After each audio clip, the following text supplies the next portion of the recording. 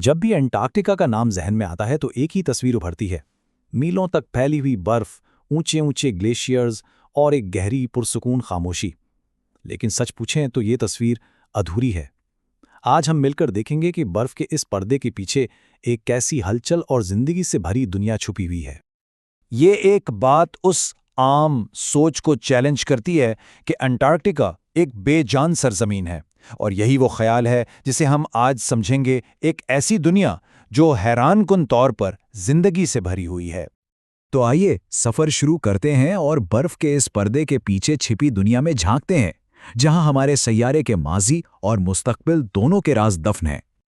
Antarctica को इंतहाओं की सरजमीन कहा जाता है। आइए देखते हैं कि ऐसी कौन सी चीजें हैं जो इसे बाकी दुनिया से बिल्कुल अलग, बिल्कुल मुनफरिद बनाती हैं।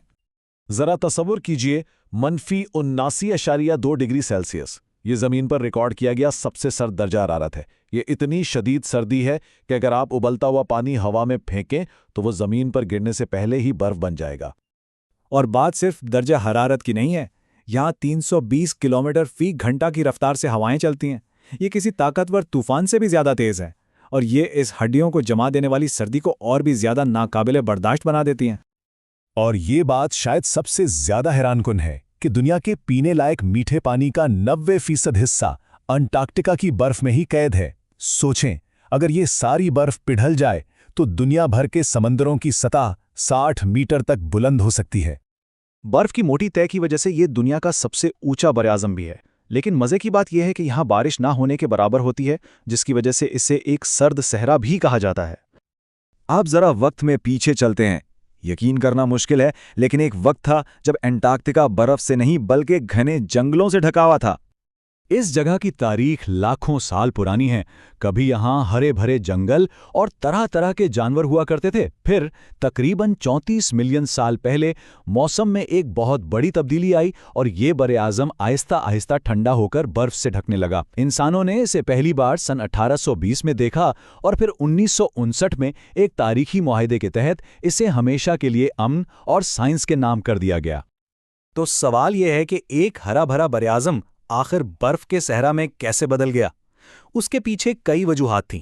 सबसे पहले तो ये बरे-आज़म खिसक कर जनूबी कुतुब पर आ गया। इसी दौरान फिजा में कार्बन डाइऑक्साइड की मिकदार कम हो गई और ज़मीन के मदार में तब्दीलियों ने भी सूरज की रोशनी पर असर डाला। और जैसे ही बर्फ जमना शुरू हुई, उसने सूरज की रोशनी को वापस खिला में भेजना शुरू कर दिया, जिससे ये बरे-आज़म और भी ज़्यादा ठंडा होता चला गया। माजी से निकलकर अब आते हैं अंटार्कटिका के आज के किरदार पर।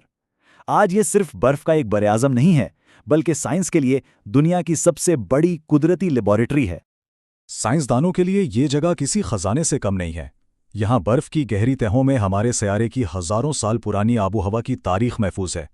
यहाँ का आलूदगी से पाक साफ आसमान खला का मुताला करने वालों के लिए एक जन्नत जैसा है।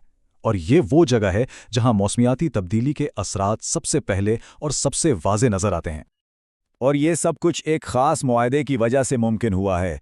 1959 का एंटार्कटिक ट्रीटी इस बात को यकीनी बनाता है कि ये बरे-आज़म सिर्फ पुरअमन और साइंसी मकासद के लिए इस्तेमाल हो, और कोई भी मुल्क इस पर अपनी मुल्कियत का दावा नहीं कर सकता। अब इस बरे-आज़म के सबसे हैरानकुन पहलू की तरफ चलते हैं, यहाँ की जिंदगी। इतनी शदीद सर्दी के बावजूद जिंदगी ने यहाँ ना सिर्फ जड़ें पकड़ी हैं, बल्कि वो फल फूल भी रही है।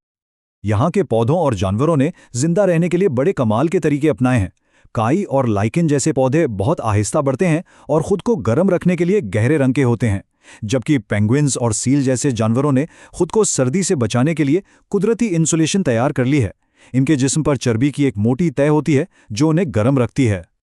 यहाँ की फूड चेन का तवाज़न भी बड़ा नाजुक है। इसकी बुनियाद क्रिल जैसे छोटे समुद्री जानदार हैं, जो मछलियों, पेंगुइन्स और सील्स की खुराक बनते हैं। और फिर इस फूड चेन में सबसे ऊपर लेपर्ड सील और ऑर्का जैसे बड़े शिकारी आते हैं।